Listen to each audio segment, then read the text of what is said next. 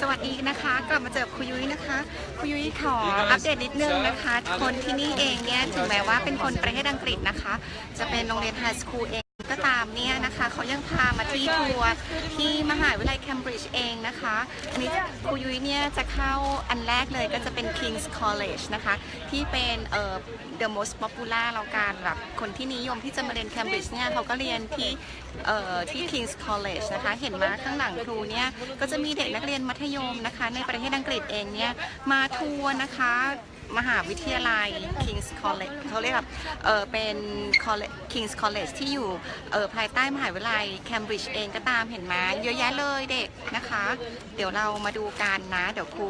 ขอหันกล้องนะ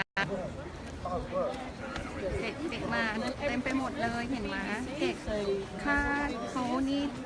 อันนี้จะเป็นทางเข้านะคะทางเข้าของ King's College ของมหาวิทยาลัยเคมบริดจ์เองเห็นไหม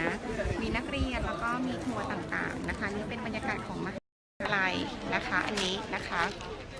เขาก็จะเป็นกรุ๊ปโฟโต้กันนะคะอันนี้น่ารักทีเดียวนะคะเขาก็จะมีแบบเด็กเขาเข้าแถวเพื่อที่จะเข้าตัวมหาวิทยาลัยเข้าไปชมนะคะที่ King's College นะคะ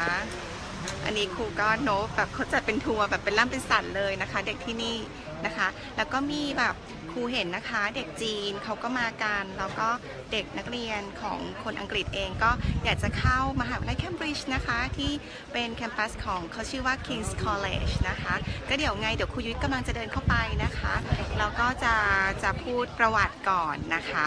หนาวไหมคะไม่หนาวเลยนะคะก็ประมาณเท่าไหร่20 องศาอะไรประมาณนี้นะคะไม่หนาวครูยุ้ยก็แต่งตัวสบายๆเห็นไหมเสื้อบางๆแขนยาวนะคะถ้าเกิดดูคนแต่งตัวก็สบายๆนะคะ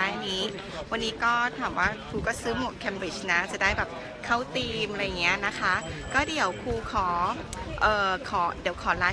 ฟ์หนึ่งพูดถึงประวัติของมหาลัยเคมบริดจ์แล้วกันนะคะแล้วก็ตัวของ King's College ที่จะเข้าไปเยี่ยมเยียนนะคะสวัสดีค่ะ